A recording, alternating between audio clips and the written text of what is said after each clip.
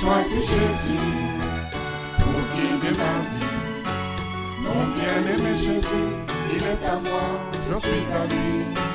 J'ai choisi Jésus pour guider ma vie. Mon bien-aimé Jésus, il est à moi, je suis à lui. J'ai choisi Jésus pour guider ma vie. Mon bien-aimé Jésus, il est à moi, je suis à lui. J'ai choisi Jésus pour guider ma vie. Mon bien-aimé Jésus, il est à moi, je suis à lui. En marchant dans les chemins, dans les rues, observant tous les... Oui Seigneur, c'est vers toi que nous crions chaque jour. Pour te dire, Jésus, nous avons besoin de toi. Sois notre berger, sois notre gloire. Relève nos têtes, restaure-nous, aide-nous à marcher selon ta volonté. Aide-nous à accomplir la mission de Matthieu 28, 18 à 20, de faire de toutes les nations des disciples. Aide-nous à rester debout jusqu'à ton retour dans la foi. À toi la gloire, la louange, au siècle des siècles. Sois béni éternellement. Amen. Que Dieu nous bénisse.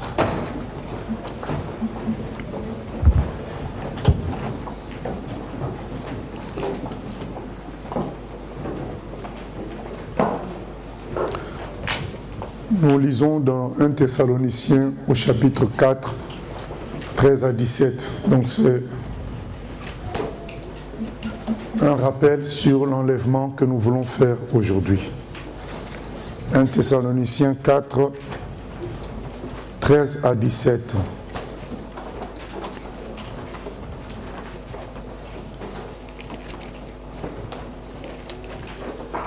Il est écrit ceci. Nous ne voulons pas, frères, que vous soyez dans l'ignorance au sujet de ceux qui sont décédés, afin que vous ne vous affligiez pas comme les autres qui n'ont point d'espérance. Car si nous croyons que Jésus est mort et qu'il est ressuscité, croyons aussi que Dieu ramènera par Jésus et avec lui ceux qui sont décédés. Voici, en effet, ce que nous vous déclarons d'après la parole du Seigneur. Nous les vivants, restez pour l'avènement du Seigneur, nous ne devancerons pas ceux qui sont décédés. Car le Seigneur lui-même a un signal donné. À la voix d'un archange et au son de la trompette de Dieu, descendra du ciel. Et les morts en Christ ressusciteront premièrement. Ensuite, nous les vivants qui serons restés, nous serons tous ensemble enlevés avec eux sur des nuées, à la rencontre du Seigneur dans les airs. Et ainsi, nous serons toujours avec le Seigneur. Consolez-vous donc les uns les autres par ces paroles. Alors, c'est ce qu'on appelle l'enlèvement. Et ce texte lui-même décrit, c'est quoi l'enlèvement?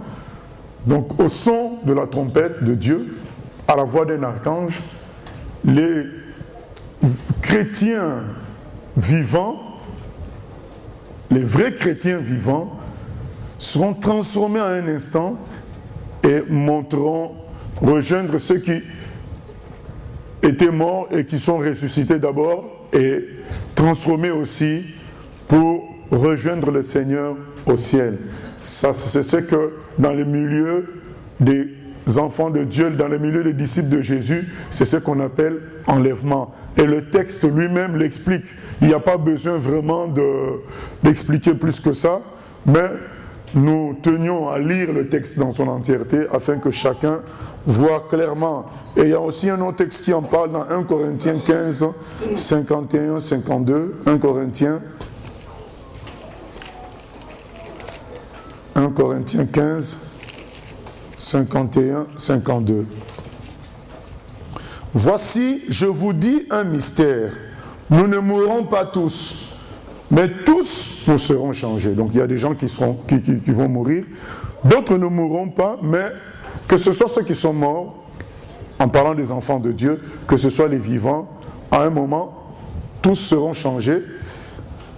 Verset 52. En un instant, en un clin d'œil, à la dernière trompette, la trompette sonnera et les morts ressusciteront incorruptibles et nous serons changés. Voilà, nous voyons encore une allusion à ce qu'on appelle l'enlèvement. Donc, à un moment donné, le Seigneur reviendra et les disciples de Jésus seront transformés et les disciples morts ressusciteront d'abord et puis seront transformés et ils monteront tous rejoindre le Seigneur au ciel. C'est ce que nous appelons enlèvement. Et c'est un fait biblique clair. Donc nous venons de lire 2 passages qui sont très clairs. Il n'y a pas à polémiquer, il n'y a pas à débattre, c'est très clair. Et d'autres passages aussi font allusion à ce que nous venons de lire. Nous lisons par exemple Tite 2, 11 à 14. Tite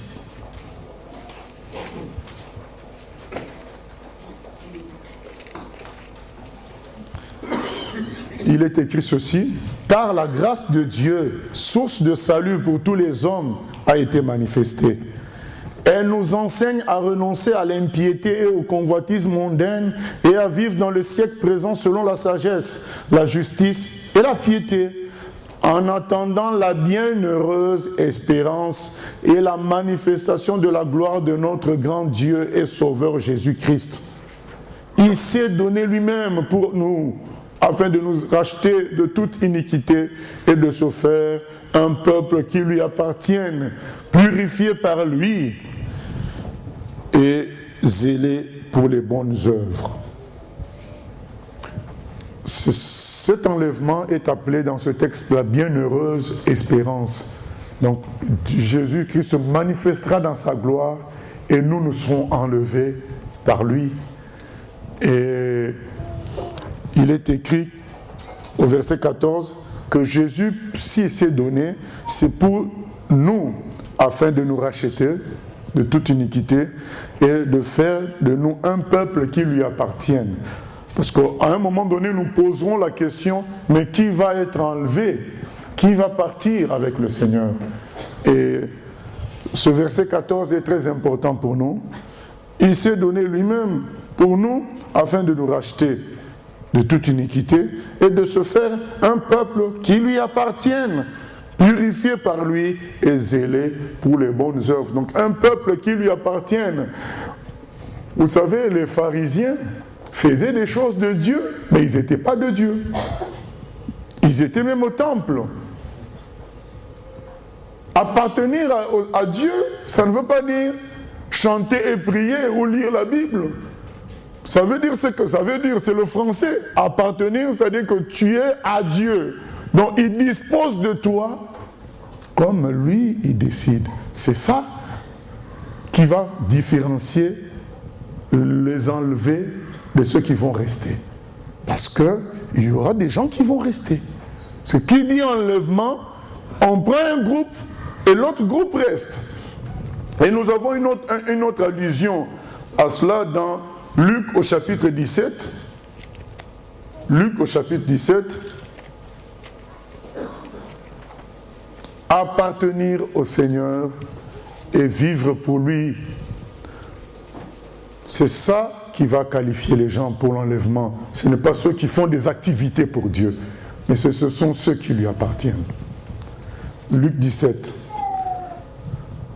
Et il dit aux disciples à partir du verset 22, « Des jours viendront où vous désirerez voir un des jours du Fils de l'homme, et vous ne le verrez point. On vous dira, il est ici, il est là. N'allez pas, ne courez pas après, car comme l'éclair resplendit et brille d'une extrémité du ciel à l'autre, ainsi sera le Fils de l'homme en son jour. Mais il faut auparavant qu'il souffre beaucoup et qu'il soit rejeté par cette génération. Ce qui arriva du temps de Noé arrivera de même au jour du Fils de l'homme. Les hommes mangeaient, buvaient, se mariaient et mariaient leurs enfants jusqu'au jour où Noé entra dans l'arche, le déluge vint et les fit tous périr. Ce qui arriva du temps de Lot arrivera pareillement. Les hommes mangeaient, buvaient, achetaient, vendaient, plantaient, bâtissaient. Mais le jour où Lot sortit de Sodome, une pluie de feu et de soufre tomba du ciel et les fit tous périr. il en sera de même le jour où le Fils de l'homme paraîtra. En ce jour-là, que celui qui sera sur le toit et qui aura ses effets dans la maison ne descende pas pour les prendre, et que celui qui sera dans les champs ne retourne pas non plus en arrière. Souvenez-vous de la femme de Lot. Celui qui cherchera à sauver sa vie la perdra, et celui qui la perdra la retrouvera. Je vous le dis, en cette nuit-là, de deux personnes qui seront dans un même lit, l'une sera prise et l'autre laissée. De deux femmes qui moudront ensemble, l'une sera prise et l'autre laissée. Donc ce texte nous montre qu'il y a des gens qui seront pris, mais pris pour aller où? Donc des gens qui seront enlevés du milieu des autres. Et le Seigneur nous donne l'image de Sodome et Gomorrhe et du temps de Noé. C'est-à-dire que Noé a été enlevé du milieu des autres humains. Dans l'arche, il a été mis et puis il est resté dans l'eau alors que les autres ont péri. Mais avant, il a fallu l'enlever, le sortir du milieu des autres par la pluie. Le déluge a fait que Noé a été éloigné des autres et ensuite la pluie a submergé tout le monde.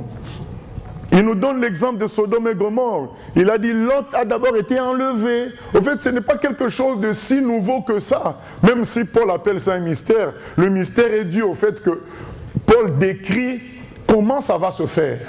C'est ça le mystère. Mais le reste, c'est quelque chose qui fait partie du fonctionnement de Dieu. Quand il vient pour juger, il enlève d'abord les justes, ensuite il frappe ceux qui restent. C'est ce qui se passe, c'est ce qui va se passer, mais c'est ce qui s'est passé aussi autrefois. Il a d'abord mis son peuple à part et il a commencé à juger l'Égypte. C'est toujours comme ça que ça se passe avec Dieu. Il enlève d'abord ceux qui sont de lui, ensuite les autres vivent son jugement. Ceux qui n'ont pas voulu croire, ceux qui n'ont pas voulu céder, ceux qui n'ont pas voulu appartenir à Dieu, ils subiront la colère du Seigneur. Voilà, pour résumer, c'est quoi l'enlèvement? Ces textes nous ont été lus et voilà un peu le système que Dieu a prévu pour récupérer ceux qui lui appartiennent.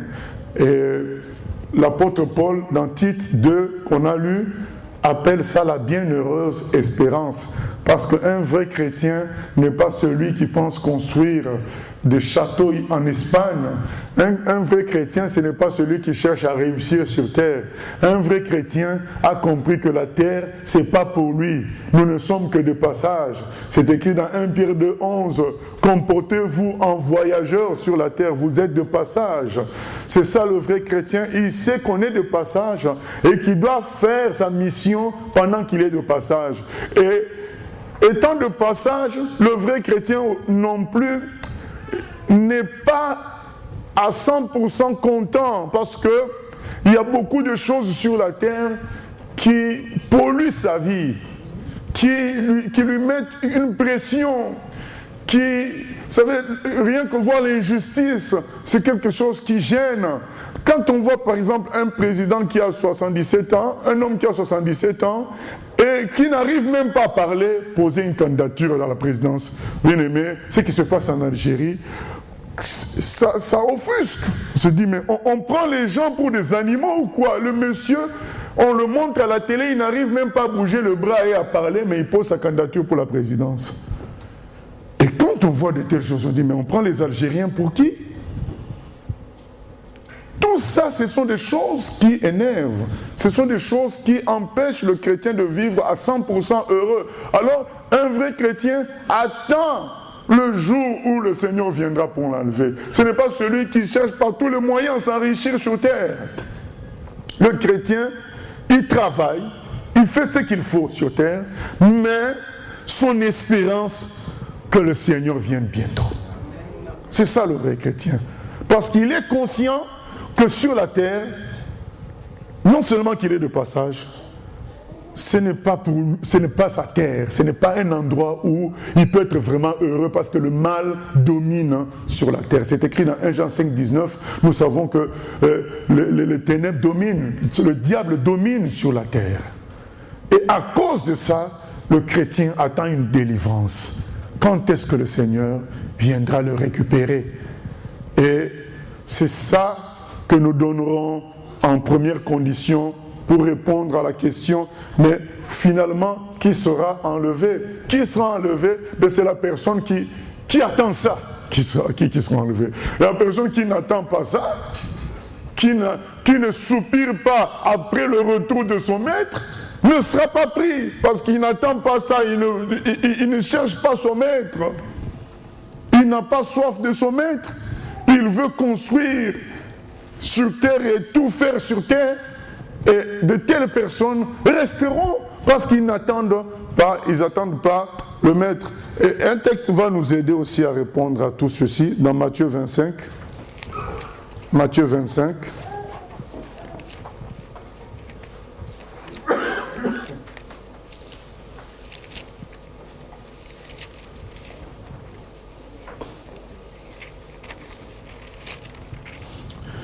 C'est ce qu'on appelle la parabole de 10 vierges.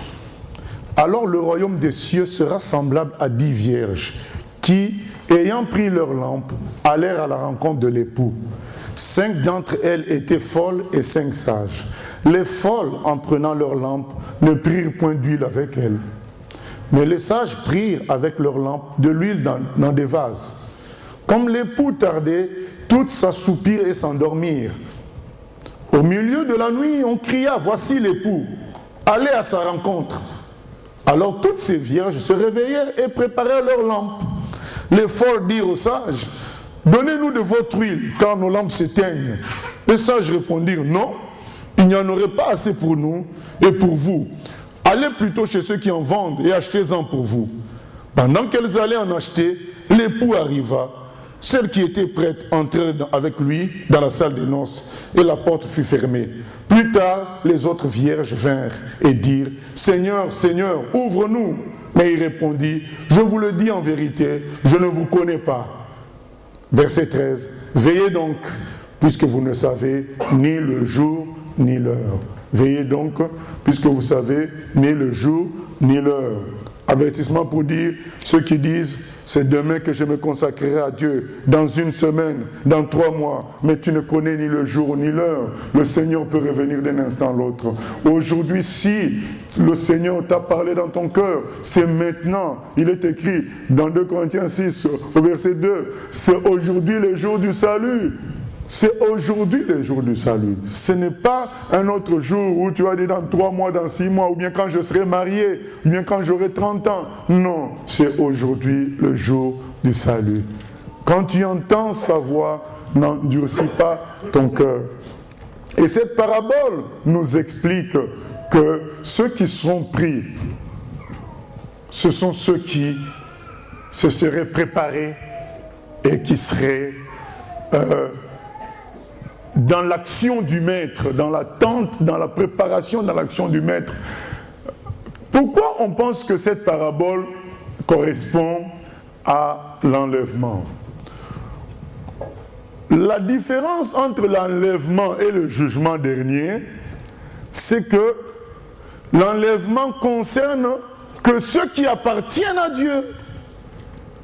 Maintenant, le jugement dernier, c'est que ça concerne le reste. Et dans cette parabole, on parle de 10 vierges. Donc les vierges, ce sont des gens purifiés par le sang de Jésus. Quand le Seigneur nous purifie par le sang de Jésus, nous sommes considérés comme vierges, nous sommes considérés comme purs. Donc il est question de 10 vierges, il n'est pas question d'un mélange de plusieurs sortes de personnes. Non, c'est les vierges, donc ce sont les gens qui ont été purifiés par le sang de Jésus, qui sont considérés comme vierges par Dieu. Mais on se rend compte que parmi ce groupe, dans le groupe de 10, il y en avait 5 qui étaient sages, 5 qui étaient folles. Ça veut dire que dans le groupe de ceux qui sont venus dire à Jésus, purifie-nous, sauve-nous, il y a des sages, il y a aussi des gens qui sont fous. C'est-à-dire qui négligent la parole de Dieu, qui négligent les avertissements du Seigneur, qui sont distraits, qui n'entendent pas le Seigneur. C'est pourquoi le Seigneur dit, mais vous ne connaissez ni le jour ni l'heure. Donc, conséquence, vous devez m'attendre chaque jour. Et donc, il y en a qui sont fous, qui sont distraits, qui ne réalisent pas que c'est un événement important et qui aura lieu. Vous savez, il y a certains chrétiens qui sont dans la logique que Pierre dénonce dans 2 Pierre au chapitre 3. Ils disent, mais ça fait longtemps qu'on dit le Seigneur revient, revient. Et ils sont allés même épouser des doctrines qui racontent que le Seigneur ne reviendra pas. D'ailleurs, Paul attendait ça. Ça ne s'est pas accompli de son temps. Ça ne s'accomplira pas de notre temps. Le Seigneur ne reviendra pas. Pour qu'il revienne, il faut que nous, on devienne des présidents de la République, des grands chefs d'entreprise, qu'on domine sur la terre. Quand nous, on va nettoyer la terre bien dominée, c'est là que nous pouvons faire appel au Seigneur, c'est là qu'il va venir. Ce sont des fausses doctrines qui ne sont pas du tout bibliques. Lorsque nous lisons ce qu'on a lu, l'apôtre Paul l'a dit clairement, le Seigneur reviendra. C'est une réalité. Peut-être que Paul pensait que ça serait en son temps, mais le Seigneur nous a prévenus en ce qui concerne son temps. Il a dit que l'heure, ce n'est que son Père qui connaît. Il nous a dit qu'aucun homme ne connaît ni le jour ni l'heure. D'ailleurs, on vient de relire ça encore. Veillez parce que vous ne connaissez ni le jour ni l'heure. Paul aussi ne connaissait pas le jour et l'heure. C'est pourquoi il attendait en son temps et il a bien fait. Au lieu que ça soit pris comme une erreur de Paul, de dire, mais tiens, Paul pensait que c'était en son temps, mais ce n'est pas arrivé. Ce n'est pas une erreur. C'est l'attitude que nous tous nous devons avoir. Dire, tiens, puisque Paul attendait ça en son temps, nous aussi nous devons attendre ça en notre temps pour être toujours prêts. Veillez car vous ne connaissez ni le jour ni l'heure. Maintenant, les chrétiens intellectuels qui estiment que ça fait longtemps que ça a été donné, que ça ne s'accomplit pas, bon, ils trouvent d'autres formules, ben, ils pleureront sur eux-mêmes quand le Seigneur reviendra. Et ils n'attendent pas le Seigneur ne les prendra pas. Mais ce qui se passera après l'enlèvement, ça sera quelque chose de très dur, d'horrible. Autant être enlevé par le Seigneur. Et il y avait 5 sages et 5 folles. Les folles et les sages se sont endormis. C'est pour nous dire que même les sages non plus n'étaient pas des femmes parfaites. Parce qu'elles se sont endormies aussi, comme les folles. Sauf que elles se sont endormies tout en ayant préparé de l'huile en réserve, au cas où. Donc elles étaient prêtes à tout moment. Même si leur chair pouvait manifester de temps en temps la faiblesse. C'est ainsi que nous ne sommes pas en train de dire que les chrétiens qui sont enlevés, c'est les chrétiens parfaits. Mais non.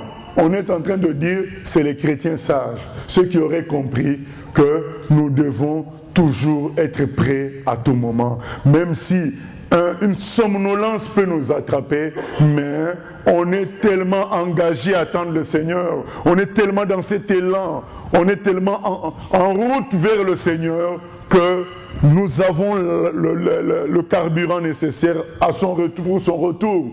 Et maintenant, il y en a qui ne sont pas sages et qui aussi se sont endormis et qui vont rester dans un état de désert, de difficulté, parce qu'elles ne vont pas être acceptées parce qu'elles n'avaient pas de lampe. Le monsieur qui doit les accueillir ne les reconnaissait pas sans lampe. Il fallait savoir c'est qui veut entrer dans la fête. Mais elles n'avaient pas de lampe. Elle dit, mais je ne vous connais pas. Je ne vous connais pas. Si vous étiez vraiment dans l'attente pour me voir, pour être avec moi, vous auriez vos lampes. Mais vous ne les avez pas. Ce n'est pas allumé. Et c'est écrit, il y aura des pleurs et des grincements dedans. Il y aura de grandes souffrances.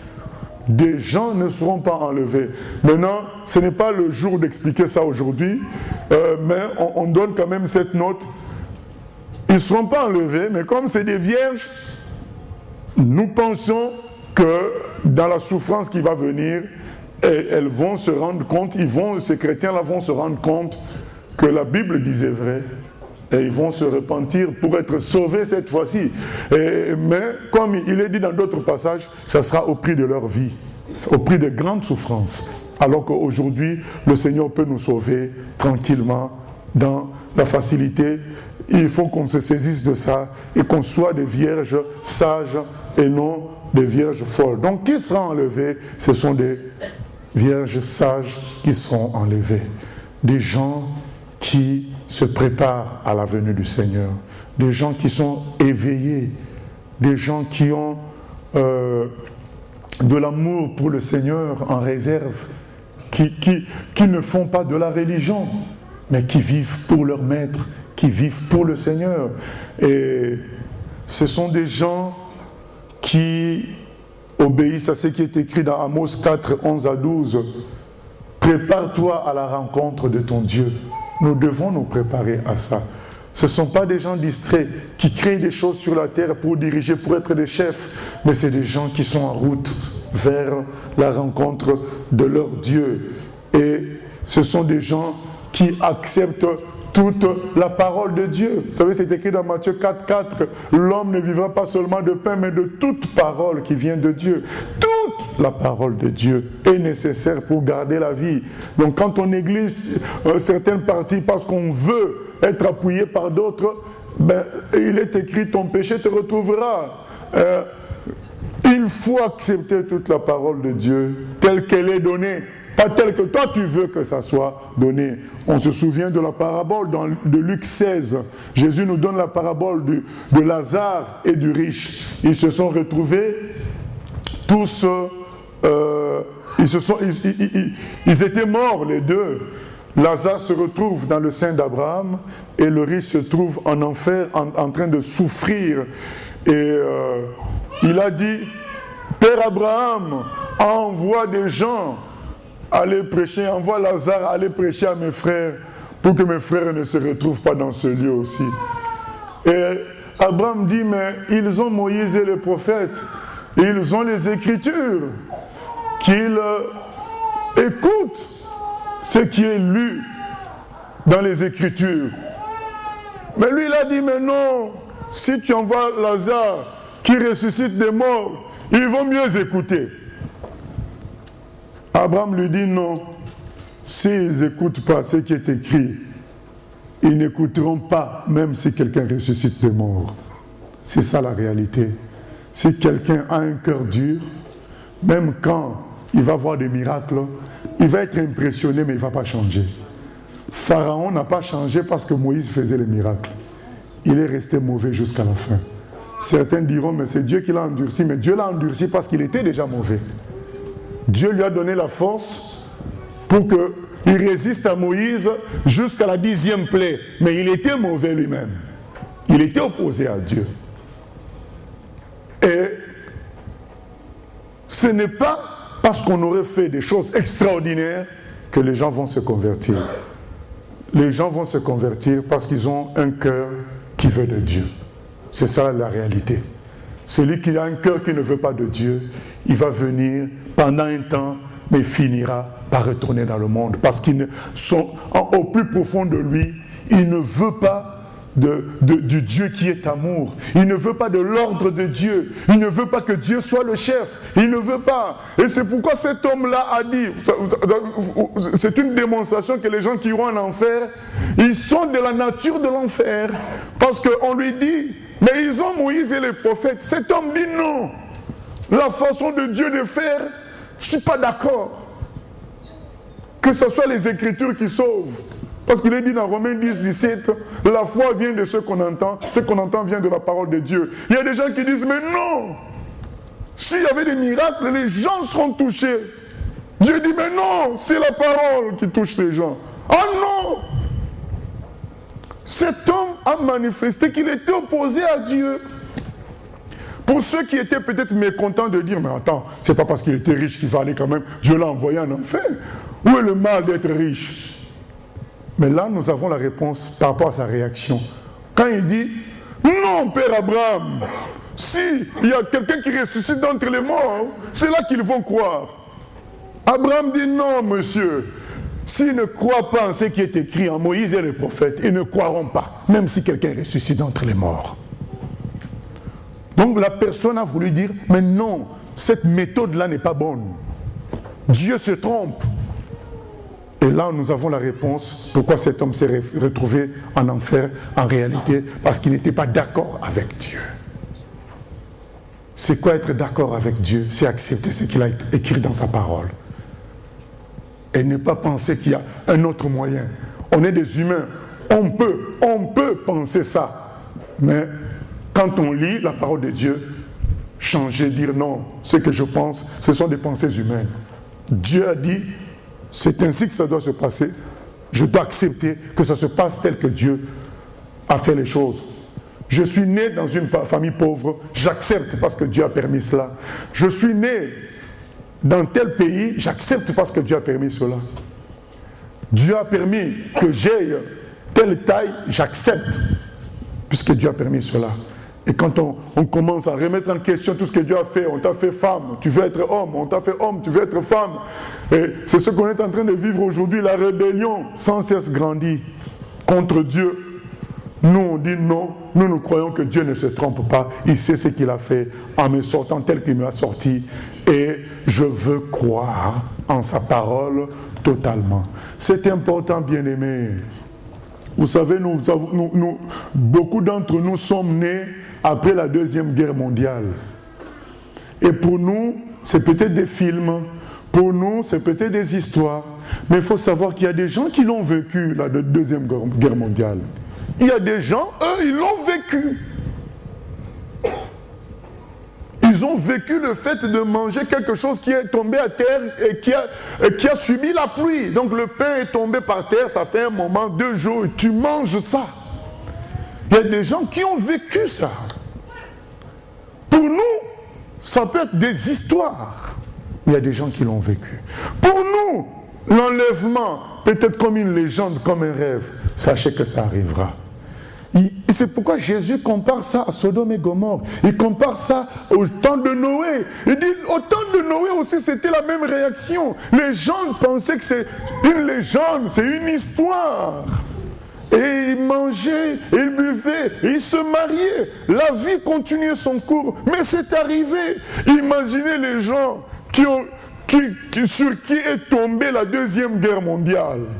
Il faut savoir que la Deuxième Guerre mondiale est venue après une première guerre. Déjà en 1918, je crois que les gens s'étaient dit, bon ça y est, on vient de souffrir d'une grande guerre, d'ailleurs qu'on appelle la guerre de 14-18, la grande guerre. On vient de subir une grande guerre, je crois que les humains ont compris. C'est bon, il n'y aura plus de guerre. Parce que la grande guerre a tué trop de gens. Donc les humains ont compris. Mais ça n'a pas dépassé 40 ans qu'ils se sont lancés dans une guerre encore plus meurtrière.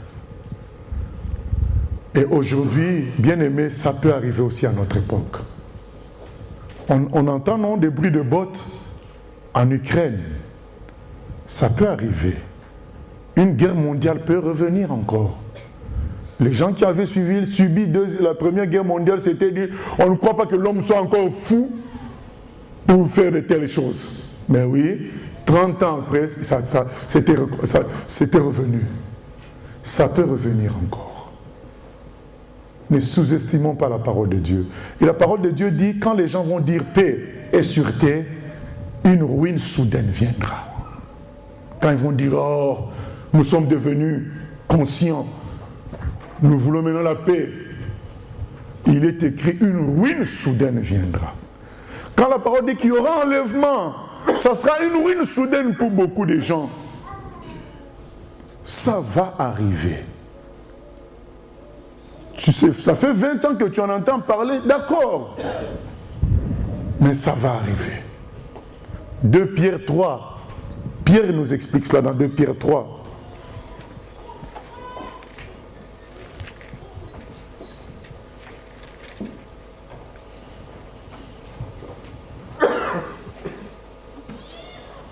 Verset 4. Ils disent, où est la promesse de son avènement? L'enlèvement, on l'appelle aussi l'avènement du Seigneur, le retour du Seigneur. Car depuis que les pères sont morts, tout demeure comme dès le commencement de la création. Et voilà ce que Pierre dit. Ils veulent ignorer en effet que des cieux existèrent autrefois par la parole de Dieu, ainsi qu'une terre tirée de l'eau et formée au moyen de l'eau. Et que par ces choses, le monde d'alors périt submergé par l'eau. Mais par la même parole, les cieux et la terre d'à présent sont gardés et réservés pour le feu, pour le jour du jugement et de la ruine des hommes impies. Mais il est une chose, bien-aimés, que vous ne devez pas ignorer. c'est que devant le Seigneur, un jour est comme 1000 ans, et 1000 ans sont comme un jour. Le Seigneur ne tarde pas dans l'accomplissement de la promesse, comme quelques-uns le croient, mais il use de patience envers vous, ne voulant pas qu'aucun périsse, mais voulant que tous arrivent à la repentance. Que la patience du Seigneur ne soit pas mal interprétée. La patience du Seigneur n'est pas synonyme de la nonchalance. Non, il est patient, il veut que tous les hommes soient sauvés. N'interprète pas mal sa patience. Un jour, sa patience atteindra sa limite et ça sera le jour de l'enlèvement, le jour du jugement. Et ce que tu as amassé, comme dit Jésus, ce que tu as amassé, le monsieur de Luc 12, il avait amassé des richesses dans des greniers, il a dit, oh, je ne veux plus travailler. Mais là, le soir même, il était mort. Et Jésus dit, mais à quoi va aller servir maintenant tout ce qu'il avait amassé? Et bien aimé, si tu passes ton temps à amasser, viendra un jour où tu seras confus parce que ça n'aurait servi à rien. Je ne dis pas qu'il ne faut pas travailler, mais il faut d'abord chercher le royaume des cieux et le reste viendra. Le travail et tout le reste. D'abord le royaume des cieux. Ce sont ces gens-là qui sont enlevés, des gens qui ont mis la priorité sur le royaume des cieux. Ils n'ont pas mis la priorité sur eux-mêmes. C'est sur le royaume des cieux qu'ils ont mis la priorité. Ils n'ont pas mis la priorité pour... Vous savez, même les gens qui viennent dans les églises, vous savez, les pharisiens, c'était des gens qui servaient officiellement Dieu. Mais leur priorité, c'était leur religion. C'était eux-mêmes. Comment être riche, comment être stable. C'était eux-mêmes. Donc il y a des gens qui peuvent venir dans les églises, mais sa priorité c'est lui-même. Donc il veut se mettre dans des conditions où il est à l'aise. Oh, Jésus a dit à Pierre, quand tu étais jeune, tu mettais ta ceinture, tu allais où tu voulais. Mais quand tu seras vieux, c'est-à-dire dans la maturité, quelqu'un d'autre te mettra la ceinture et il t'amènera où tu ne voudras pas. Voilà le vrai candidat en enlèvement. Donc il est prêt à ce que Dieu lui mette la ceinture et l'amène où lui ne veut pas. C'est Dieu qui décide. Il ne cherche pas son confort entre guillemets spirituel, mais il cherche à accomplir la volonté de Dieu. Amen. Vous savez, ce n'était pas confortable pour Paul d'aller prêcher aux païens. Il aurait préféré prêcher qu'aux Juifs. Mais c'était l'ordre de son Seigneur qu'il a rencontré à Damas. Il a dit, je t'envoie aller prêcher aux païens. Paul, il était plus juif que les Pierre et tous les apôtres. Il était plus juif que descendant de la tribu de Benjamin. Les autres venaient de la Galilée. Lui, il était de la tribu de Benjamin. Fils de pharisien. Lui-même pharisien. Il était plus juif. Ça aurait été pour lui beaucoup plus simple de prêcher aux juifs. Mais Dieu lui a dit, c'est aux païens que je t'envoie prêcher. Et il est parti. Par amour pour son Seigneur. Ceux qui cherchent une sorte de confort personnel dans les choses de Dieu ne seront pas enlevés. Ils n'ont pas l'huile. C'est des pharisiens. Ils n'ont pas l'huile. Ce sont ceux qui attendent vraiment le Seigneur, qui cherchent le Seigneur, mais qui ne cherchent pas leur confort, qui ne cherchent pas à ce qu'intellectuellement ils soient satisfaits. Il y en a qui veulent comprendre avant d'obéir. Non. Ce qui est écrit, c'est écrit. Et c'est ce qui a bloqué ce riche-là. Il voulait tout saisir et en cela, il a préféré s'occuper des choses qu'il maîtrisait, l'argent, tout ça, et il a négligé Dieu. Et il s'est retrouvé en enfer. Jésus est le chemin, la vérité et la vie. Si tu as déjà compris ça, c'est très très important. Vous savez, il y a un passage qui, dans 1 Corinthiens 15, c'est dit ceci. 1 Corinthiens 15, 1 à 3, peut-être 1 à 4.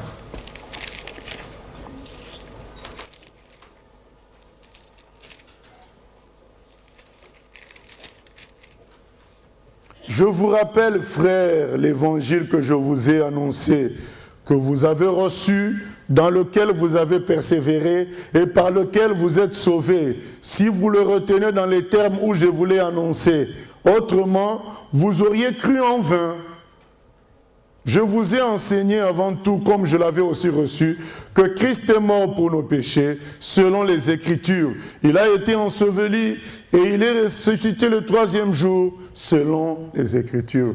Paul dit, attention, vous risquez de croire en vain si vous négligez le plus important. Le plus important, c'est que l'homme a un problème. Il a le péché.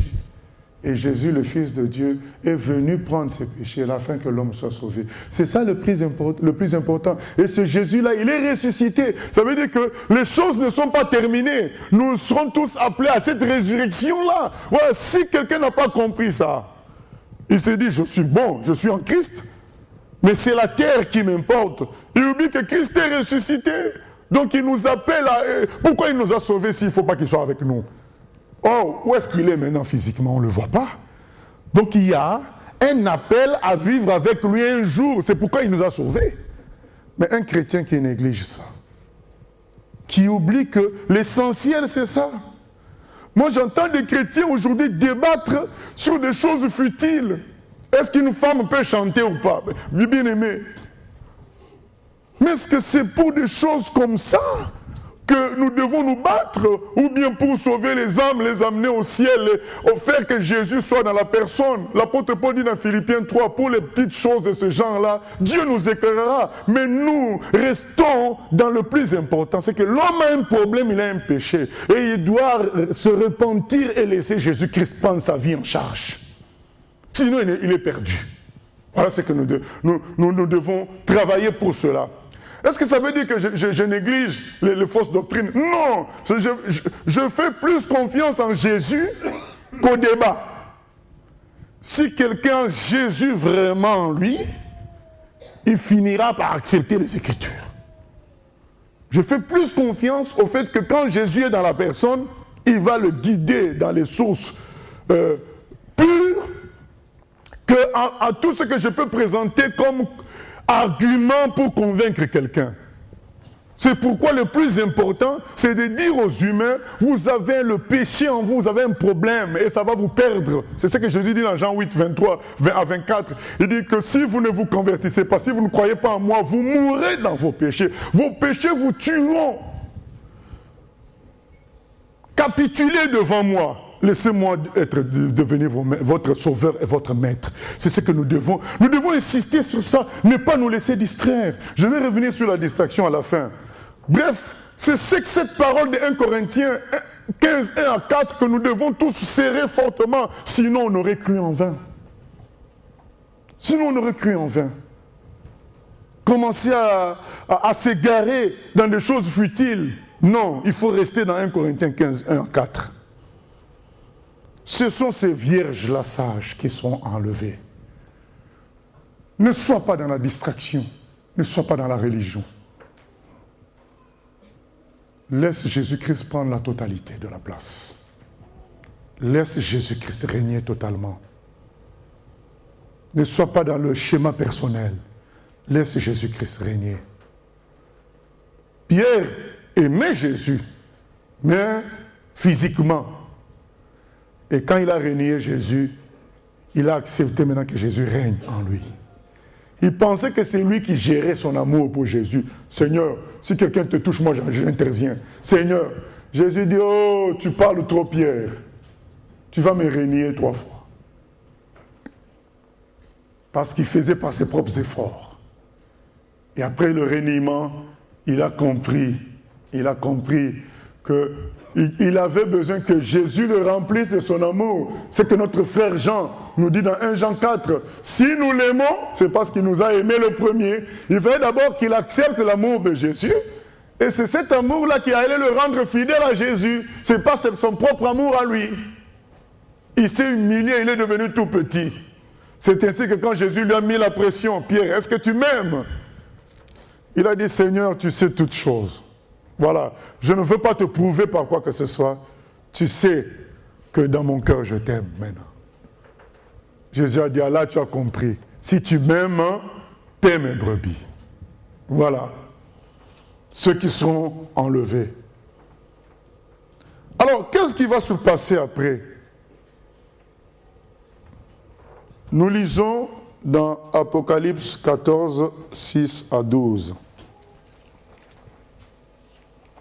Apocalypse 14, 6 à 12.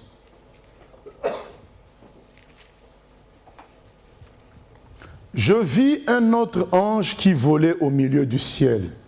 Il avait un évangile éternel pour l'annoncer aux habitants de la terre, à toute nation, à toute tribu, à toute langue et à tout peuple. Il disait d'une voix forte, « Craignez Dieu et donnez-lui gloire, car l'heure de son jugement est venue, et adorez celui qui a fait le ciel, la terre, la mer et les sources d'eau. »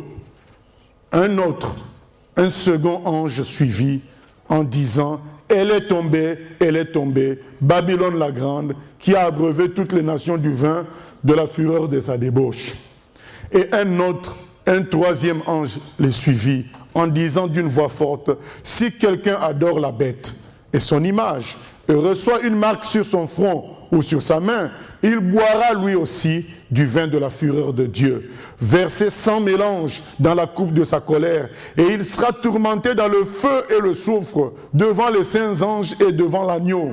Et la fumée de leur tourment monte au siècle des siècles, et ils n'ont de repos ni jour ni nuit, ceux qui adorent la bête et son image, et quiconque reçoit la marque de son nom. C'est ici, verset 12, la persévérance des saints qui gardent les commandements de Dieu et la foi de Jésus. Il nous est dit qu'il y aura un temps où Satan maintenant va dominer sur terre et va imposer une marque sur le front et sur la main des gens. Et malgré ce fait-là, l'annonce de l'évangile sera toujours claire. Parce que beaucoup de gens disent, ah, mais les gens ne savent pas. Mais les gens savent, ils savent. Et on nous dit qu'un ange du ciel va annoncer l'évangile éternel. Clairement, pour dire aux gens, n'acceptez pas la marque.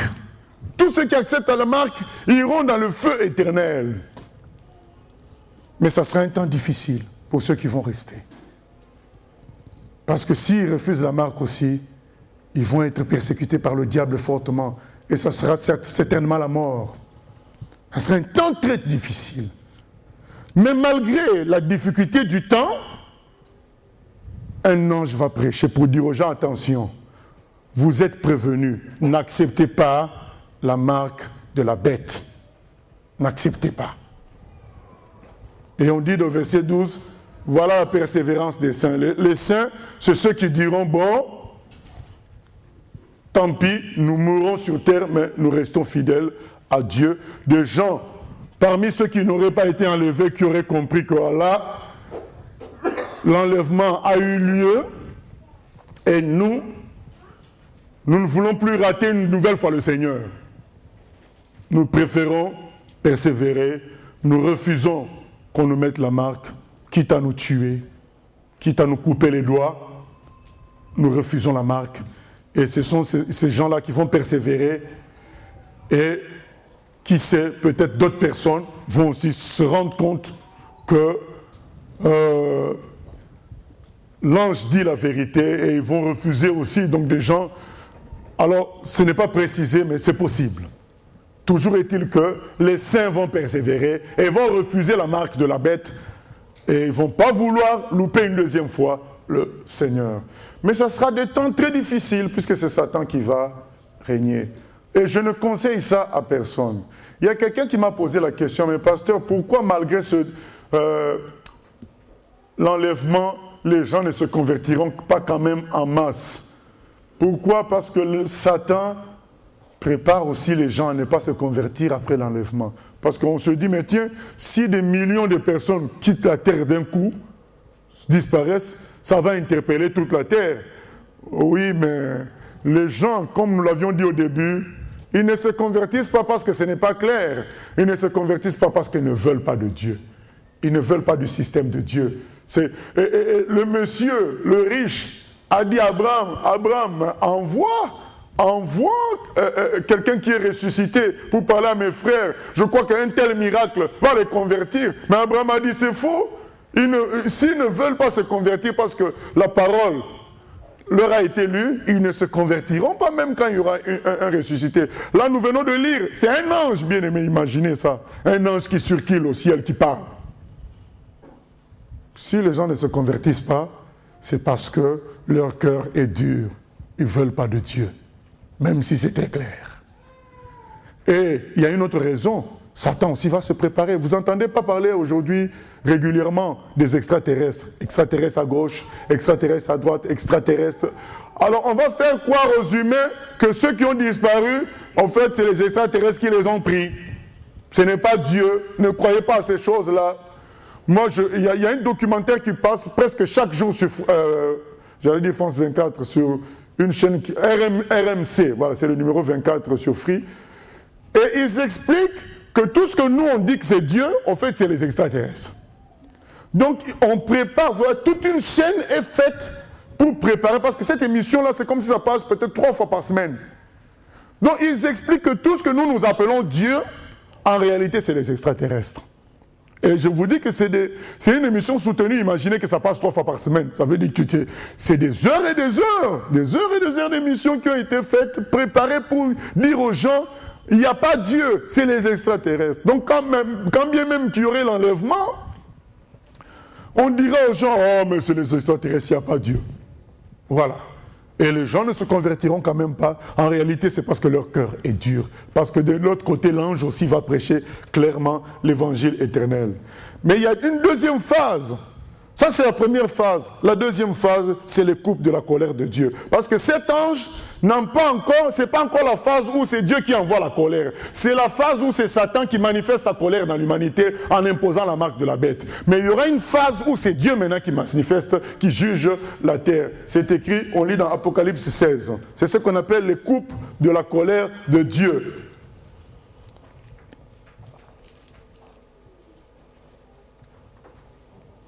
On ne va pas lire tout le texte, c'est assez long, nous ne lisons que les versets 8 et 9. Le 4e versa sa coupe sur le soleil et il lui fut donné de brûler les hommes par le feu. Ça, c'est Dieu qui déverse maintenant sa colère. C'est pourquoi, vous savez, il y a 2 positions par rapport à l'enlèvement. Il y a des gens qui pensent que les gens seront enlevés avant qu'il y ait des difficultés immenses sur terre. Il y a d'autres qui pensent que non, c'est après ça. Bon, nous pensons que, puisque Dieu nous a sauvés de sa colère, lorsque, vous savez, Jean-Baptiste dit, mais qui vous apprend à fuir la colère à venir? Et dans Jean 3, 36, Jésus dit, celui qui croit au Fils est sauvé, à la vie. Celui qui ne croit pas, la colère de Dieu demeure sur lui. Donc ça veut dire que celui qui croit, la colère de Dieu n'est plus sur lui. Et dans Jean 5, 24, il dit, celui qui croit en Dieu ne passe pas en jugement. Il est passé de la mort à la vie. Donc nous pensons que si nous croyons, c'est justement pour fuir la colère de Dieu. On n'est pas d'accord sur le fait que, ayant cru en Jésus, nous ne sommes plus sous la colère de Dieu, nous allons subir quand même les coupes de la colère de Dieu. C'est une contradiction. C'est pourquoi nous pensons que le chrétien sera enlevé avant que les coupes de la colère de Dieu soient déversées sur la terre. Et nous lisons Apocalypse, donc au chapitre 16, nous continuons. Les hommes furent brûlés par une grande chaleur et ils blasphémèrent le nom du Dieu qui a l'autorité sur ces fléaux et ils ne se repentirent pas pour lui donner gloire. Voilà ce qui va se passer. Dieu va déverser sa colère sur terre de toutes sortes de manières. Les maladies, le feu, les gens vont souffrir énormément. On ne nous dit pas que ceux qui auraient loupé l'enlèvement, en parlant de ceux qui viennent dans les églises, seront préservés de cette colère-là. On ne nous dit pas. Mais pensons un seul instant qu'ils subissent aussi cette colère-là. Espérons qu'ils vont être tués déjà à la première phase. Donc là où quand le diable va régner, il va les tuer. Espérons. Mais même cette première phase est une phase difficile. Où c'est Satan qui règne. Où tu souffres. Si tu veux un peu de vérité, tu vas souffrir. La torture. Comme ce n'est pas spécifié, nous espérons que après ce temps, cette phase-là, Satan aurait tué tous ceux qui ont voulu vraiment après être de Dieu, après l'enlèvement. Mais maintenant, si ce n'est pas le cas, subir encore les coupes de la colère de Dieu. Bien-aimés, c'est pourquoi aujourd'hui, ma prédication, c'est accepte, choisis l'enlèvement. Choisis l'enlèvement. Ne joue pas au retardataire. Ne joue pas à ça. Laisse-toi sauver aujourd'hui par Dieu.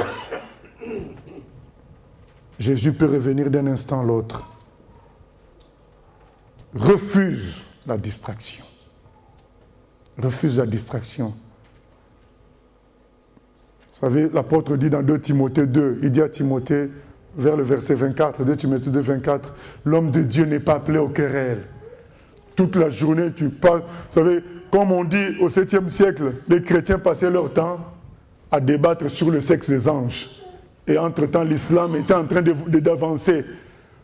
Bien-aimé, n'accepte pas que quelqu'un te prenne 4 heures, 3 heures de temps à débattre sur le fait qu'une femme doit être voilée ou pas, doit chanter ou pas. Fais comme Paul, dit sur ce point-là, Dieu nous éclairera. Mais moi, c'est 1 Corinthiens 15, 1 à 4. Nous sommes appelés à prêcher l'évangile, à sortir les gens des ténèbres et à les poser au paradis.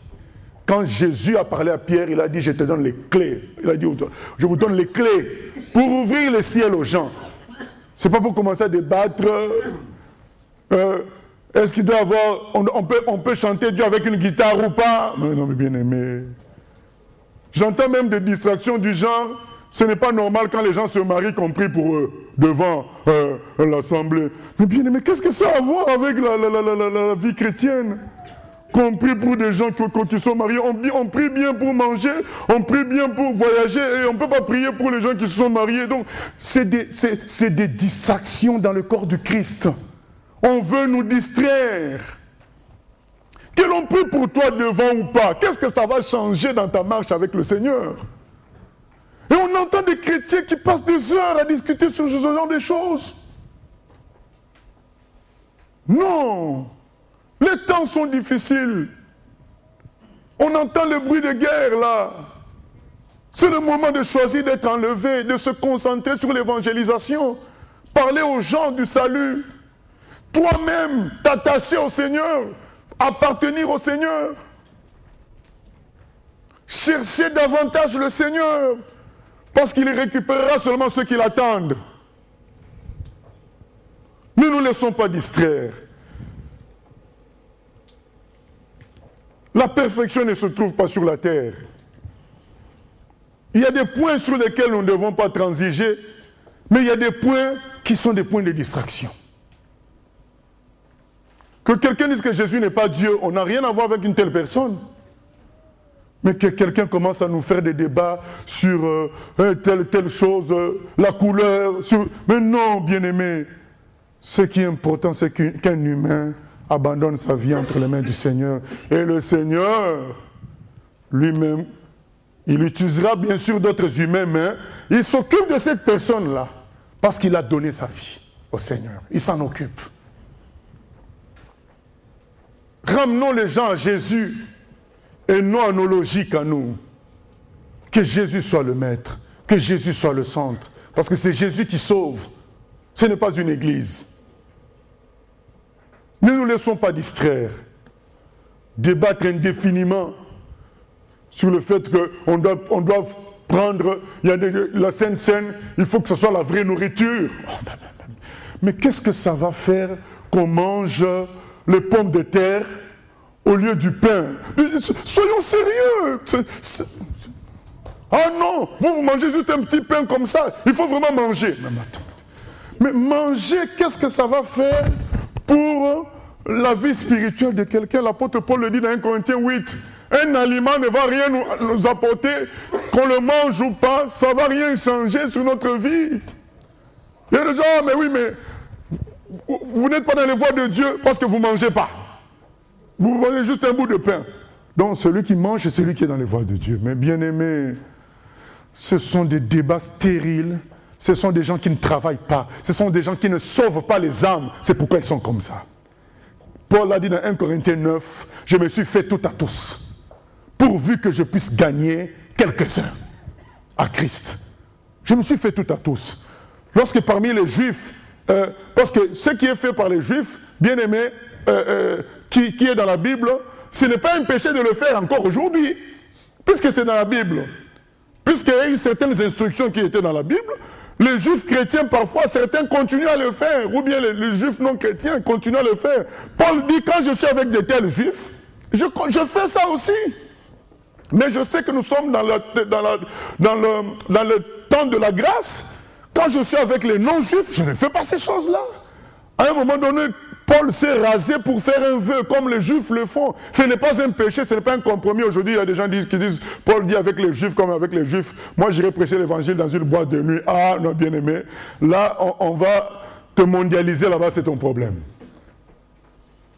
Paul faisait des choses qui n'étaient pas interdites par la parole. Quand il dit avec les Juifs, comme avec les Juifs, il faisait les choses qui sont dans la Bible, mais que Jésus ne nous demande plus de faire. C'est là qu'il le faisait. Ça n'est pas un péché parce que c'est dans la parole de Dieu. Et quand il était avec les païens, les non-juifs, il ne pratiquait pas forcément les choses que les Juifs faisaient. Il se contentait de 1 Corinthiens 15, 1 à 4. C'est tout. Mais c'était quelqu'un qui voulait sauver les gens, qui travaillait. Mais ceux qui ne travaillent pas passent leur temps comme les Grecs. On dit dans Actes 17 que les Grecs passaient leur temps à débattre. Oisifs. Et Paul en parle aussi dans Tite, il dit, même leurs poètes appellent les Crétois paresseux. Oisifs, en train de passer le temps à discuter sur la taille des anges. Non! On n'a pas le temps pour ça. On a le temps pour les humains, pour les sauver, pour leur parler d'évangile. Vous savez, quand on est pasteur, qu'on est confronté à des couples qui ont des difficultés, à des enfants maltraités, on est confronté à des femmes qui souffrent, à des hommes incompris, et qu'on est en train de les aider. Quand on entend des débats de ce genre-là, on ne prie pas pour telle chose. Mais tu te dis, mais ces gens-là sont en train de rêver, ils sont dans un monde où ils sont dans... Non, c'est des paresseux, des orgueilleux, des gens qui veulent faire leurs propres désirs au lieu de choisir le Seigneur. Le Seigneur lui-même, quand il était sur terre, quand il est allé chez Zachée, le collecteur d'impôts, les gens l'ont critiqué. Il va chez un homme pécheur. Mais il a dit, mais Dieu, le médecin, il vient pour qui? Il vient pour les malades. Comprenez? Ses disciples ont cueilli les épis. Ah, mais ils ont fait ça le jour de sabbat. Mais Jésus dit, mais le sabbat a été fait pour l'homme et non l'homme pour le sabbat. Et il y a des gens qui veulent nous entraîner dans des débats stériles. Est-ce qu'on doit payer l'impôt à César? Rendez à César ce qui est à César, à Dieu ce qui est à Dieu. Rends à César ce qui est à César, mais toi tu es à Dieu, rends-toi à Dieu. Parce que sur la pièce, il y a l'image de César, mais sur toi aussi, il y a l'image de Dieu. Rends ça à Dieu. Nous clôturons avec cela. Rends-toi à Dieu. Sors de la distraction. Sors des querelles sans fin. Sors de l'hésitation, je me donnerai à Dieu dans 3 mois, dans 1 mois, dans 1 semaine.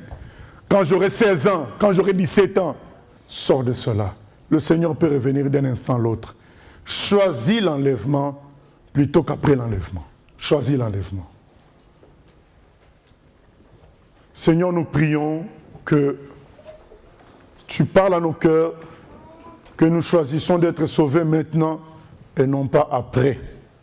Dans le nom de Jésus-Christ, nous nous attendons à toi. Merci Seigneur de nous aider à saisir ce qui est important. 1 Corinthiens 15, 1 à 4. Ce qui est important, c'est de te laisser dominer sur nos vies. Comme tu as dit aussi à ce monsieur-là, ce qui est important, c'est de sauver les âmes. Laisse les morts enterrer leurs morts. Laisse les débatteurs débattre à la télévision. Toi, va annoncer le royaume de Dieu. Va sauver les âmes. Seigneur, au nom de Jésus, nous prions que nous soyons attachés à l'essentiel, qui est que notre vie soit entièrement vouée à glorifier ton nom, à magnifier ton nom, à t'appartenir que nous soyons à toi et non à nous-mêmes. Aide-nous, Seigneur.